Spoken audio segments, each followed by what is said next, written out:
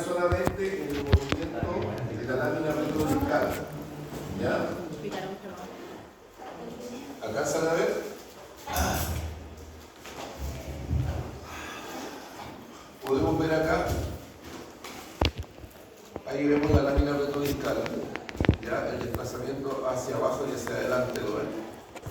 La acción de los maséteros, ¿no es cierto? Acá está el disco, los cóndilos, las cavidades de rodilla, el disco que se superpone. Esto no interesa porque acá, como está hecho para el dentista, esta cuestión tiene que ver con los movimientos intrusivos, exclusivos de la cara fusada de la pieza dental, pero ahí usted puede ver más o menos lo que sucede y cómo la lámina retrodiscal se mueve y cómo el disco retrodiscal postero superior frena el desplazamiento hacia adelante del menisco. Esa parte no nos interesa.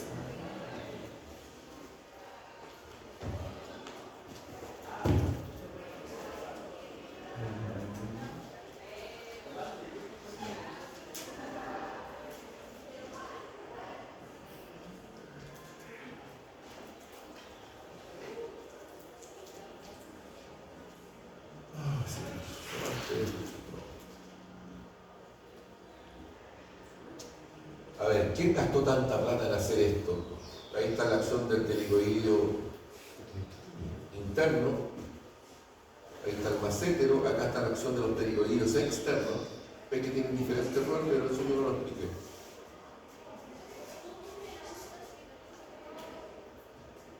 A ver, ¿quién tiene tanta plata como para hacer un video digital con estas características de una empresa que vende productos dentales? ¿Ya?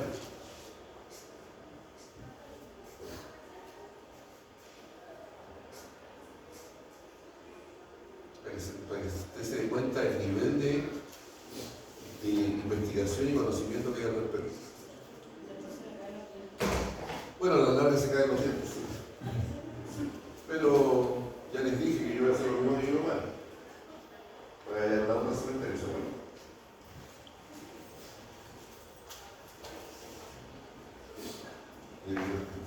Qué bonito como lo hace.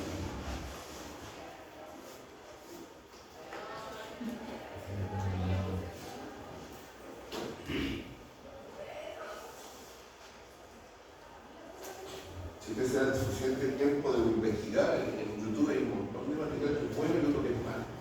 La mayoría es malo, ¿no? Sí, hay que saber filtrar entre lo bueno y lo malo.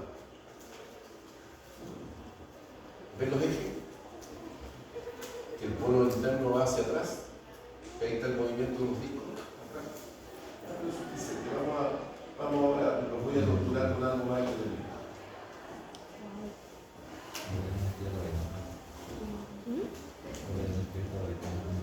¿Quieren ver los pares craneales antes de seguir? Vamos ya, veamos los pares craneales. Pero aquí yo no voy a decir ni vivo, ustedes leanlo. Yo ya lo enseñé, así que ahí los pueden ver.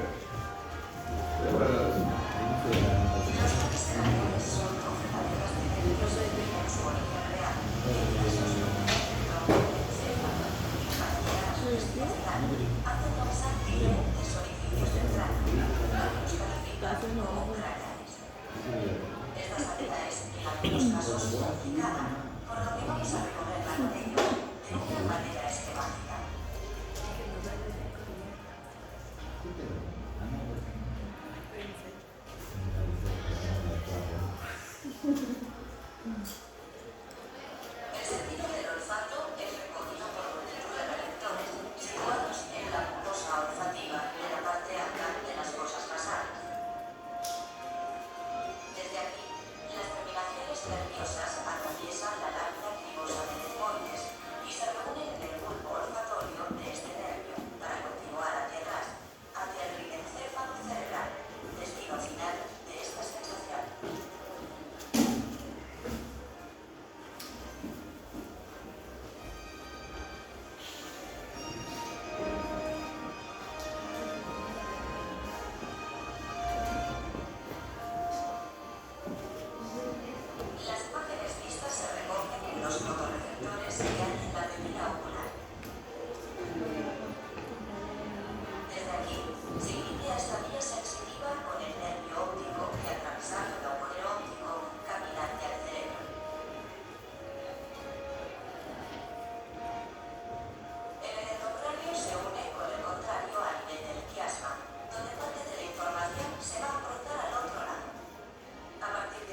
Serán las cintillas ópticas las que conduzcan la información hasta el cerebro, cuerpo geniculado externo talámico.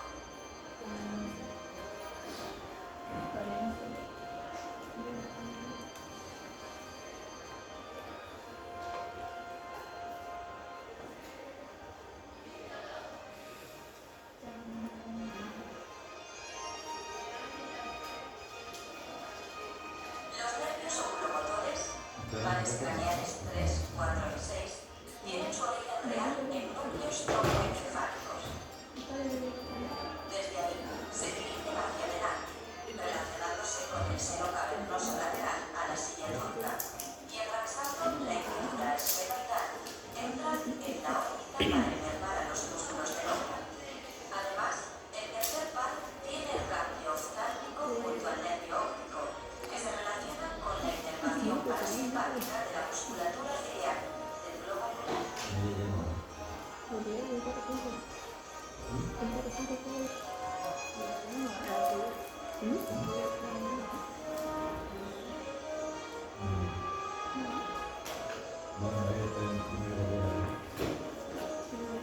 El nervio trigémino es fundamentalmente el gran nervio sensitivo de la cara.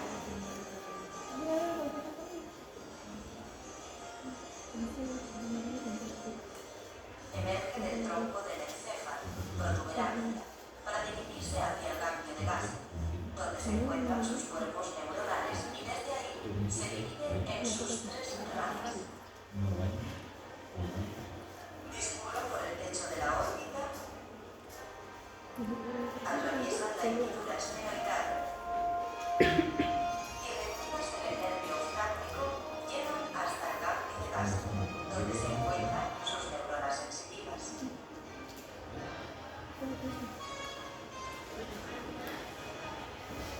La sensibilidad del tercio medio de la cara, además de la arcada dentaria superior, es recogida por este nervio que recorre el trayecto infraorbital por el suelo de la órbita.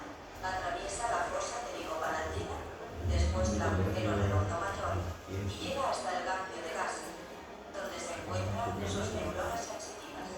La sensibilidad del tercio inferior de la cara, además de la arcada dentaria inferior, es recogida por este nervio que recorre el trayecto dentario inferior mandibular. En el espacio infratemporal hay diversas ramas motoras, fundamentalmente respiratorias, y otras glandulares parasimpáticas con su ganglio óptico correspondiente. Después, atravesando el agujero oval, llega hasta el ganglio de gas, donde asientan las neuronas sensitivas. Finalmente, en este nervio se aprecia la raíz motora del trigémino.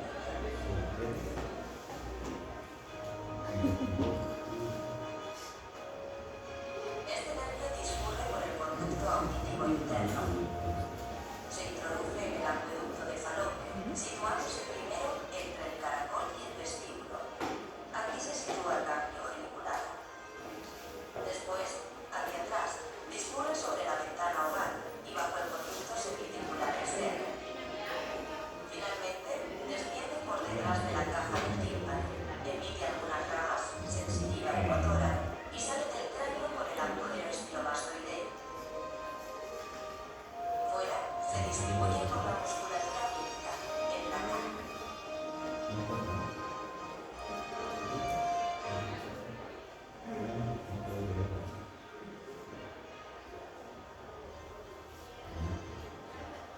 Este nervio es exclusivamente sensitivo y recoge la sensación auditiva desde los receptores situados en el órgano de Corti y vestibular del equilibrio desde los receptores situados en las ampollas de los conductos semicirculares.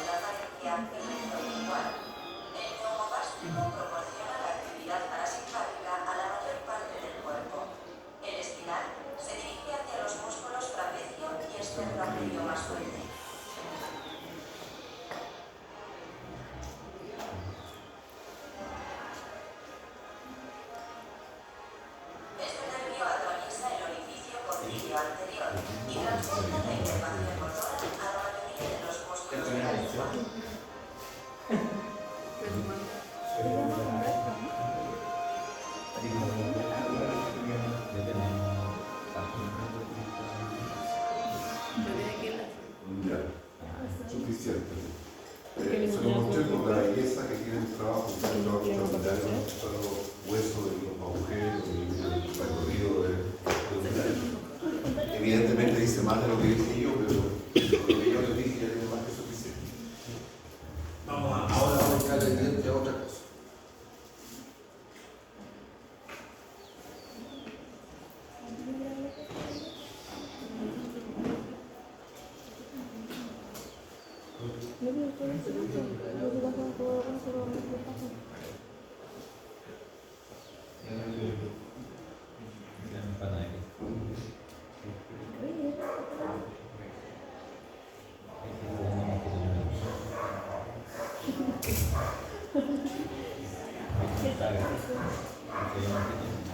Lo que no alcanza a pasar hoy día lo pasa en los laboratorios. Así que es su responsabilidad ponerse al día. Un poquito de este pastel. A ver, aquí tenemos algunos músculos. Pero, por ejemplo, tenemos el recto lateral de la cabeza que va desde la apófisis transversa del atlas hasta la apófisis tubular del occipital. Este es un músculo que obviamente hace inflexión lateral y ipsilateral. Acá tenemos el recto anterior menor de la cabeza, el recto anterior menor de la cabeza, este que está acá, que va desde la base de la apófisis transversa del atlas y se dirige hacia la cara inferior del cuerpo, hacia la del occipital. Evidentemente, si se contraen ambos, hace inflexión de occipitotoroidea. Pero si se contrae uno solo, lo que hace es flexión con inclinación ipsilateral y rotación ipsilateral. Eso es lo que hace. Aquí lo podemos ver en una imagen frontal anterior, aquí lo podemos ver en una imagen sagital.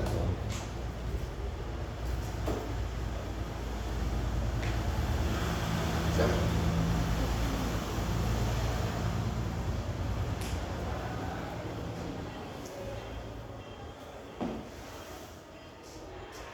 Acá vemos al largo del cuello.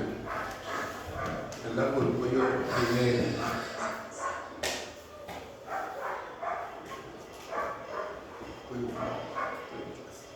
aquí podemos ver al largo del cuello.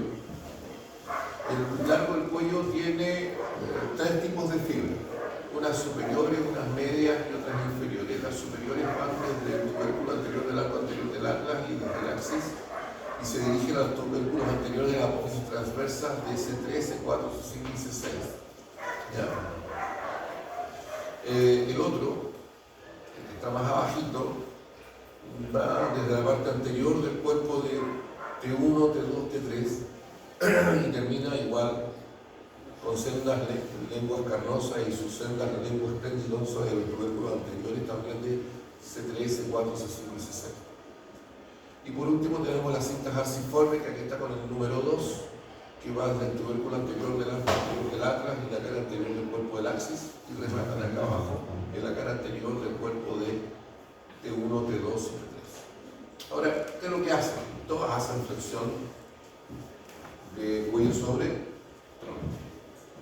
Pero si lo dividimos por fascículos, los fascículos superiores hacen flexión de columna cervical alta con respecto a la columna cervical baja. Si vemos los fascículos inferiores, hacen flexión de columna cervical baja con respecto a la columna dorsal. Y si vemos las cintas arciformes, las que hacen flexión de columna cervical alta y baja, alta y de arrastre las bajas con respecto a la columna dorsal. Ahora, si se contrae uno solo, por ejemplo, el de este lado, las superiores hacen flexión con inclinación ipsilateral y rotación ipsilateral. Si vemos las inferiores, hacen flexión con inclinación ipsilateral pero rotación contralateral. Y si vemos las arciformes, lo que hacen es flexión con inclinación ipsilateral.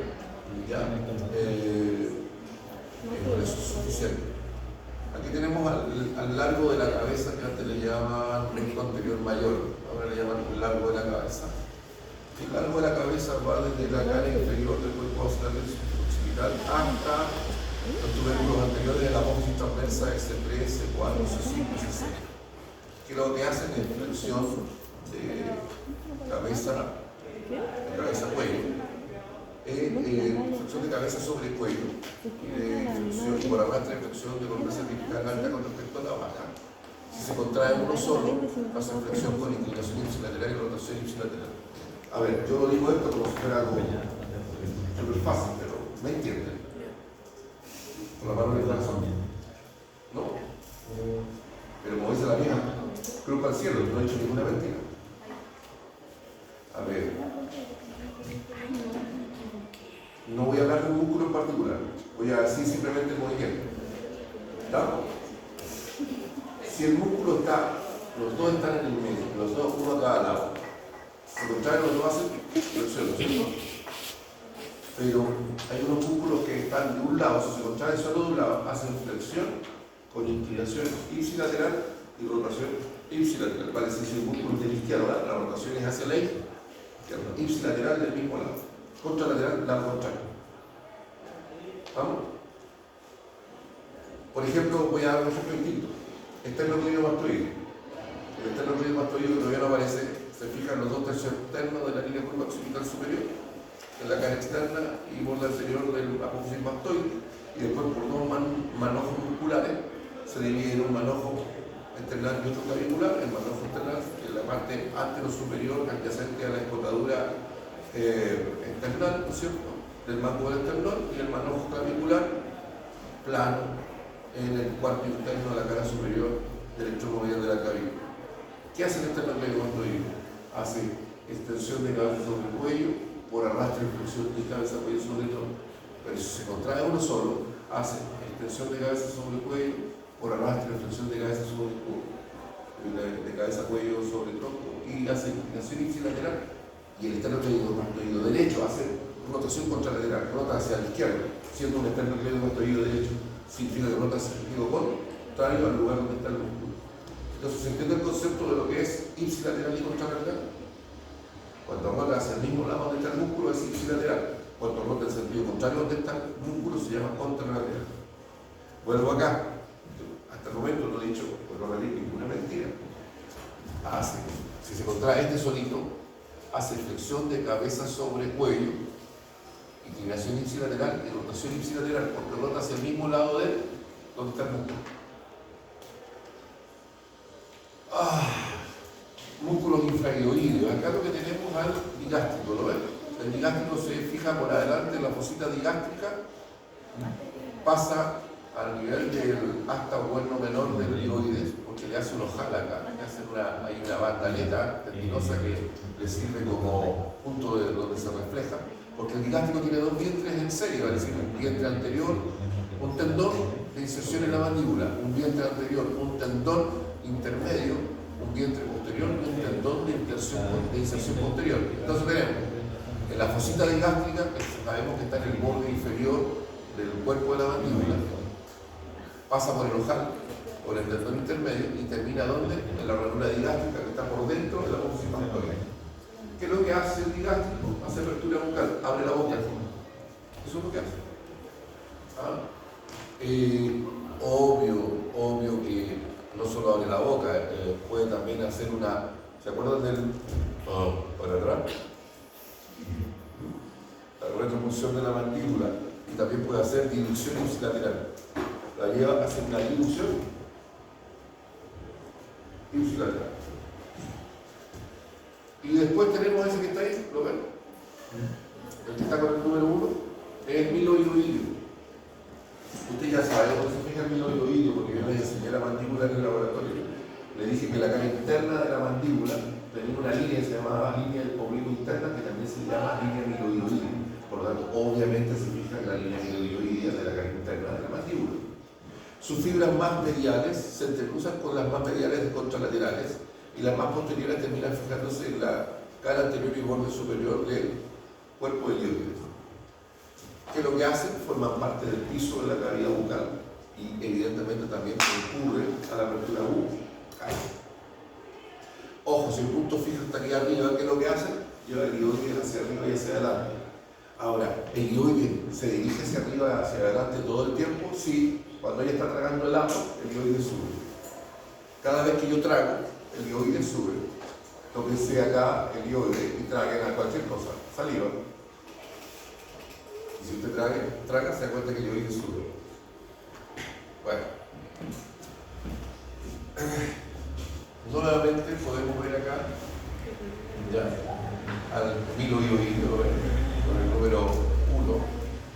Pero aparece otro, un marciano, ¿lo ven?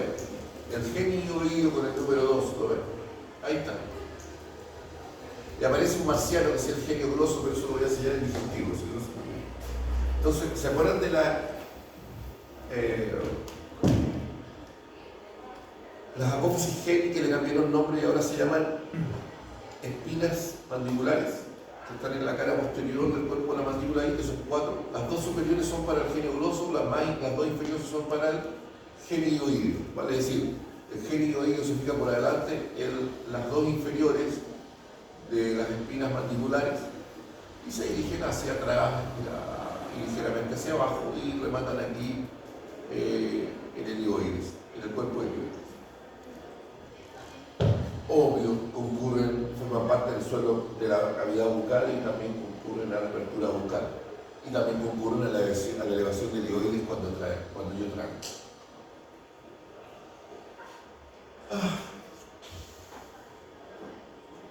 Miren, acá está el estilo ioidio, el 3.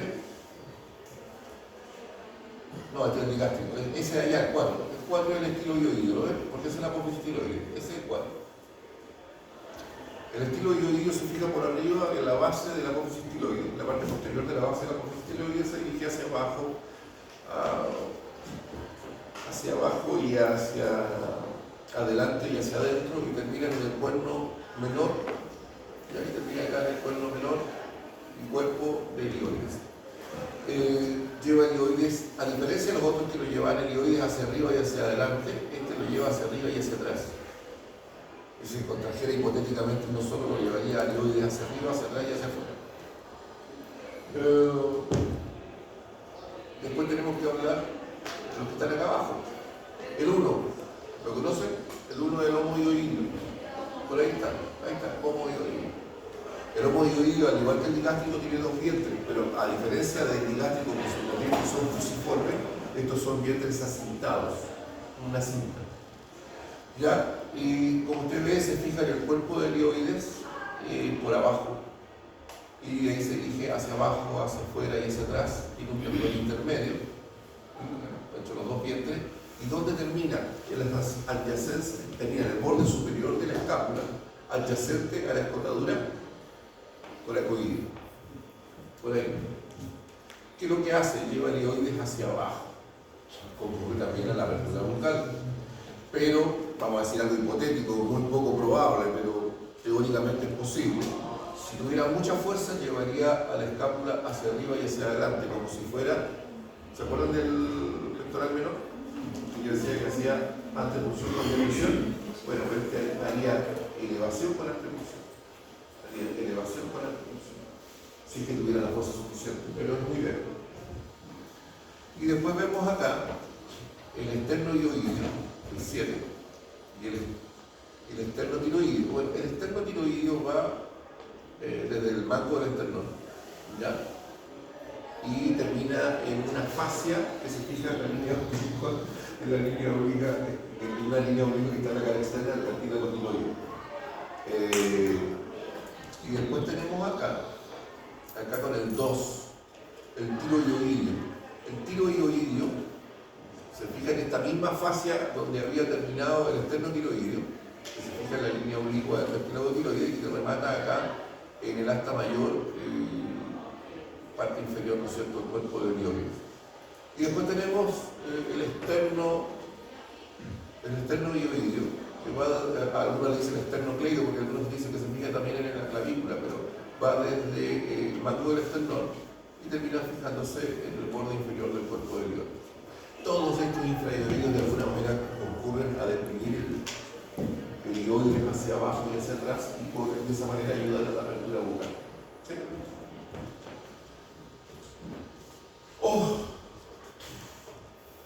Acá tenemos de nuevo algunos: el externo tiroidio, el tiroioidio, el externo ioidio y el homo ioidio. Ahí está. 1, 2, 3, 4, están los 4. Y acá tenemos el convidado a piedra, que es el externo cleidomastoideo, de sus 2 porciones. Ya. Pero el externo cleidomastoideo ya dije demasiado, así que no lo voy a repetir. músculos suboccipitales. Estos son los más profundos de la región de la nuca. ¿Ya? Aquí podemos ver al recto posterior menor, al recto posterior mayor, al oblicuo superior y al oblicuo inferior. Y vemos acá los dientes espinosos. A ver, estamos claros que lo estamos viendo en un plano frontal posterior, ¿no es cierto? Entonces, lo primero que vemos al recto posterior menor, el recto posterior menor nace desde la espinosa, del tubérculo posterior del arco posterior del atlas. Se dirige hacia arriba, hacia atrás y termina fijándose en el cuarto interno de la línea curva occipital inferior, inmediatamente por debajo de la misma y inmediatamente adyacente a la cresta occipital externa. Después tenemos al recto posterior mayor, que nace, ¿no es cierto?, de la espinosa del axis, obviamente del tubérculo respectivo, del lado respectivo. Recuerden que el tubérculo posterior tiene dos tubérculos, uno izquierdo y otro derecho, o sea, nace del tubérculo del lado del músculo, ¿no es cierto?, de la espinosa del axis, se dirige hacia arriba, hacia afuera y termina rematando acá en el tercio medio de la línea curva nucal inferior o línea curva occipital inferior. Después tenemos el oblicuo inferior también nace de la espinosa del axis y se dirige hacia arriba, ya hacia adelante y hacia afuera y termina en el proceso transverso del atlas. Y por último tenemos el oblicuo superior, que se fija en el proceso transverso del atlas y se dirige hacia arriba, hacia atrás y ligeramente hacia adentro y termina en el tercio externo de la línea curva occipital inferior. Ahí están las incisiones musculares para que el pastel lo comunique. Si se contraen todos hacen extensión de cabeza sobre el cuello. Pero hay unos que hacen una cosa diferente. ¿Qué significa? El oblicuo inferior hace extensión de atlas sobre axis. Si se contraen los dos al mismo tiempo. Pero aquí es donde empieza a quedar la crema. Por ejemplo, ¿qué hace el recto posterior menor? Hace extensión de atlas de occipital sobre atlas. Si se contrae uno solo, hace inclinación ipsilateral. ¿Ya? Y hace rotación ipsilateral. A ver.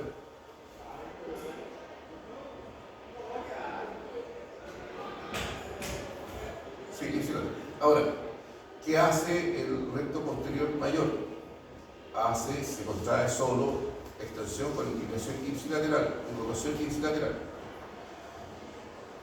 ¿Qué hace el oblicuo inferior?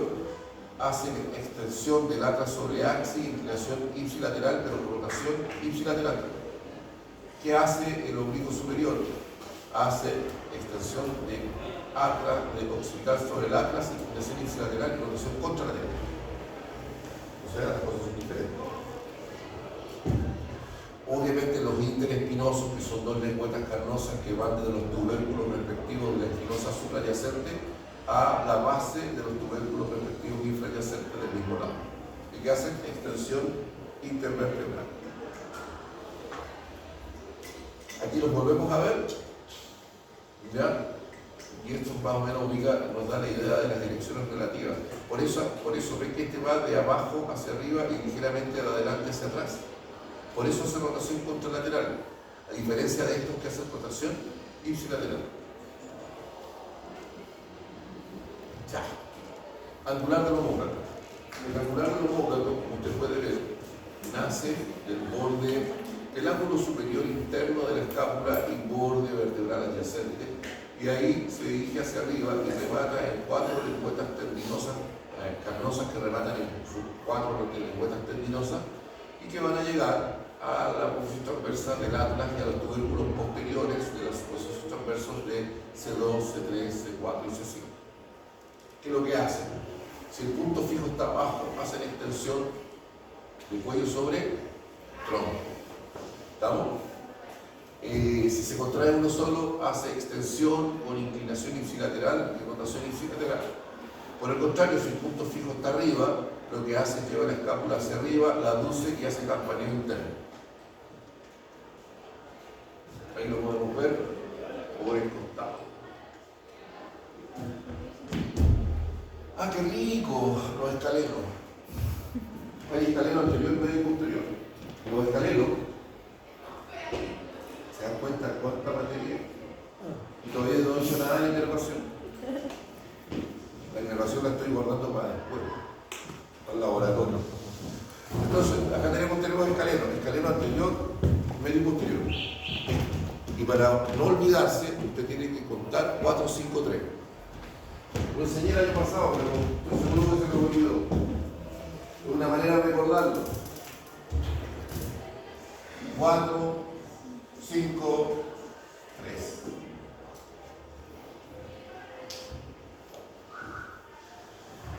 Ya.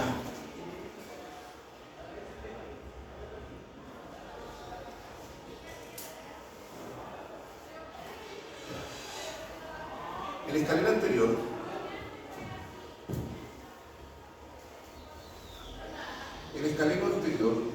aquí lo podemos ver, ya, se fija en los tubérculos anteriores de los procesos transversos o apófisis transversas de C3, C4, C5 y C6.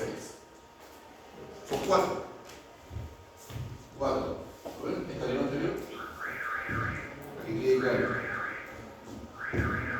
Anterior, medio, posterior, para que no lo olviden. ¿Estamos? Entonces, ¿y dónde remata? Ya les dije. En la anatomía lo que no se ve, se palpa, ¿se acuerdan? ¿Cómo se llama esto? Tubérculo del isfran o tubérculo del escaleno anterior. Y le hice pasar el dedo por la cara superior de la costilla de costilla. En el laboratorio se tiene buena memoria. Y sabemos que por delante está el canal por donde pasa la vena subclavia y por detrás hay un canal por donde pasa la arteria subclavia. Después tenemos el escaleno medio. Entonces, si hablamos de escaleno medio, estoy hablando de 5. O sea, que hay 5 lengüetas carnosas que rematan en celdas 5 lengüetas tendinosas. ¿Y dónde van? En los tubérculos anteriores de los procesos transversos de C2, C3, C4, C5, C6. ¿Ah? C2, C3, C4, C5, C6. A veces C7, pero son 5 mínimo. ¿Y dónde terminan? En la cara superior también de la primera costilla, pero por detrás del canal por donde pasa la arteria subclavia. Y por último, tenemos el escaleno posterior. El escaleno posterior tiene 3 lengüetas carnosas que rematan en sus celdas 3 lengüetas tendinosas. Y por lo tanto, esto no se fija en los tubérculos anteriores, se fija en los tubérculos posteriores de los procesos transversos de C4, C5 y C6. ¿Y dónde terminan? En esa rugosidad que vimos en la cara superior externa de la segunda costilla. ¿Se acuerdan que yo le dije que ahí se fijaba el zapato anterior? Sí, la parte de la inserción y esa rugosidad corresponde al zapato anterior, zapato mayor. Pero la parte más posterior de esa rugosidad guarda relación con la inserción del escaleno posterior. Bien. ¿Qué hacen los escalenos? Si se contraen los 3, hacen extensión de cabeza, perdón, de cuello sobre tronco. Hacen extensión de cuello sobre tronco. Pero si se contraen los de un solo lado, hacen lo siguiente. Hacen extensión de cuello sobre tronco, inclinación ipsilateral y rotación contralateral. Hacen casi lo mismo que el esternocleidomastoideo, pero hay una diferencia. Esta es extensión con inclinación y rotación contralateral de cuello sobre tronco. Si fuera el esternocleidomastoideo sería lo mismo, extensión con inclinación ipsilateral y rotación contralateral, pero de cabeza a cuello sobre tronco. Porque el esternocleidomastoideo llega a la cabeza, los escalenos no llegan a la cabeza. En este caso es de cuello sobre tronco, por lo que el esternocleidomastoideo sería de cabeza a cuello sobre tronco.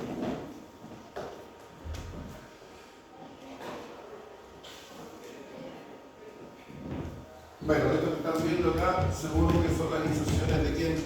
¿Quién será? El esternocleidomastoideo. Pero bueno. ¿Quién era el esternocleidomastoideo? Ojo. el platisma ocutáneo del cuello. Vamos, ya vamos a llegar. Este ya lo expliqué, así que no me dejemos. Acá tenemos al platisma ocutáneo del cuello. ¿Qué hace el platisma? ¿Se acuerdan que yo dije que salía horrible? No le pidió que lo hagan ustedes, porque se era horrible. ¿Ya? Esto lo hace el ocutáneo del cuello. Usted lo puede hacer en privado frente a un espejo ahí, nadie lo va a molestar. Creo que la video le damos.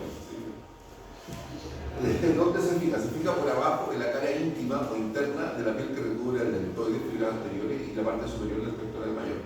De ahí sus fibras se dirigen hacia arriba, hacia adentro y hacia adelante, donde las fibras más mediales, estas que están acá, se intercruzan con las fibras equivalentes contralaterales del platisma del otro lado. Pero las más superiores terminan acá, en la cara externa y borde inferior del cuerpo de la mandíbula. Algunos dicen que se inserta ahí, otros dicen no, a continuación de sus fibras se continúan con las fibras de quién? Del cuadrado del mentón y del triangular de los labios. Y por lo tanto concurre que, si ya como mostré, a tensar la piel del cuello y a elevar la piel de la región pectoral, pero concurre también a la apertura bucal, de la acción mecánica suplementaria del triangular de los labios y el cuadrado del mentón.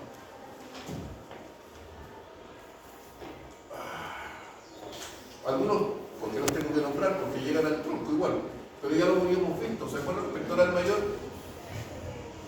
El pectoral mayor se fija en los dos tercios externos, en los dos tercios anteriores, anteromediales o mediales, del cuerpo de la clavícula y el extremo medial de la clavícula, y se fija en el mango del esternón y en el mesoesternón. Y también se fija en la cara anterior de los 6 primeros cartílagos costales. Tiene fibras superiores, medias e inferiores, y todas rematan ¿dónde? En la cresta subtronquiterina, o labio externo del surco intertubercular, como quieran llamarlo. ¿Ya? ¿Qué es lo que hace? Ya lo dijimos, las fibras medias hacen aducción cruzada anterior, aducción horizontal cruzada anterior. Las fibras superiores hacen aducción cruzada anterior, pero de abajo hacia arriba y de afuera hacia adentro. Las fibras inferiores hacen aducción cruzada anterior, pero de arriba hacia abajo y de afuera hacia adentro. Eso es lo que hace. Después vamos a decir los nervios, así que... ¿Quién será ese? Miren, está la apófisis coracoide acá, y aquí está la cara anterior de la tercera, cuarta y quinta costilla. ¿Quién será? ¿No? Pectoral menor. Ahí está el pectoral menor. Se fija que hacia anterior, ¿no es cierto?, la apófisis coracoide, sus fibras se dirigen hacia abajo, hacia adelante y hacia adentro, termina la cara externa de la tercera, cuarta y quinta costilla. Ya dijimos lo que hacía. Si el punto fijo está arriba, es accesorio de la inspiración. Si el punto fijo está abajo, hace antepunción con depresión. Ahí está. Subclavio. ¿Qué hace el subclavio? ¿De dónde va? Cara superior del primer cartílago costal, cara superior, y adyacente al extremo anterior de la primera costilla, y después se dirige ¿a dónde? Al canal del subclavio. ¿Dónde está el canal del subclavio? En la cara inferior del cuerpo de la clavícula. ¿Qué es lo que hace? Deprime el muñón del hombro. Triangular del esternón, algunos dicen transverso del esternón. Este es un